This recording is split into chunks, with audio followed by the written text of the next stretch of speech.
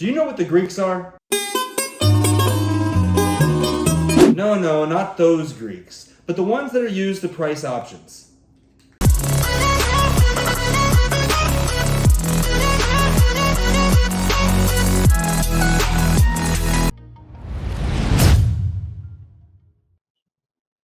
So how are options priced? Now, before we get into that, I just want to make a few points. Now, options include speculative value, meaning they can change their price if the underlying asset rises or falls, and that must be priced in. Now, most options are going to lose value every day as expiration approaches, and the likeliness of price traveling even further decreases. So the more time an option actually has to travel, the further technically price has the potential to move, right? And the closer we get to expiration, the faster an option is going to bleed out that speculative value. How far price could possibly move in the shrinking remaining time is always going to be decreasing, right? So how we price options is going to be based on these things called the Greeks. We look at things like delta, which is going to tell us how much an option's value is going to change for every $1 move in the underlying asset's price. Then we look at things like vega, how much an option's price will change for every 1% move in the change in implied volatility. Now, implied volatility is just how far price of the underlying asset is expected to move before that option expires. And whenever we're looking at the option chain, we'll typically, or we always will see the implied volatility of an option on the right-hand side. It's going to be displayed as both a percentage and as a dollar value. So this dollar value is going to represent plus or minus, on the top example here, price is expected to move by the end of the day about $1.59 up or down. That's how far price is expected to travel on that ticker.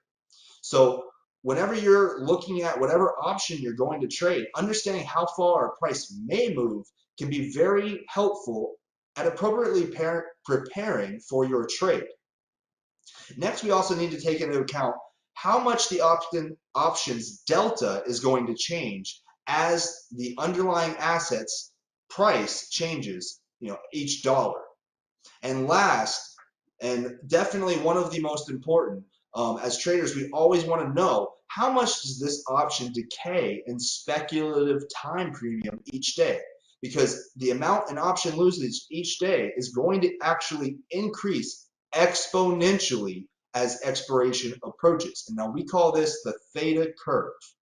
So from here you can see after we get about 120 days, as we get close to 120 days, that curve really starts to slant down, and inside the last 60 and 30 days it really does speed up dramatically. So when options are getting near that expiration date, the value that the speculative value, how far price could move, how much money this option could potentially make, is likely that it can make, goes down. So in conclusion, an options delta is always going to tell you how much money that option can make or lose for every $1 change in the underlying asset. And options vega is explaining to you how much that option's likely to, or how far price is expected to move for that option, and how much that change in movement is expected to affect the option's price. And then we have gamma, which is going to explain how the delta is changing in relation to price moving up or down as as expiration approaches. And lastly, theta is simply going to explain how much that option is bleeding each day as expiration approaches. And remember, in options, theta is always going to be increasing exponentially as expiration approaches. All right, so in the next video, you're going to learn about intrinsic and extrinsic value. So thanks for watching, and comment below if you have any questions. And please, if you like the content, hit the subscribe button, because we post new videos every single week.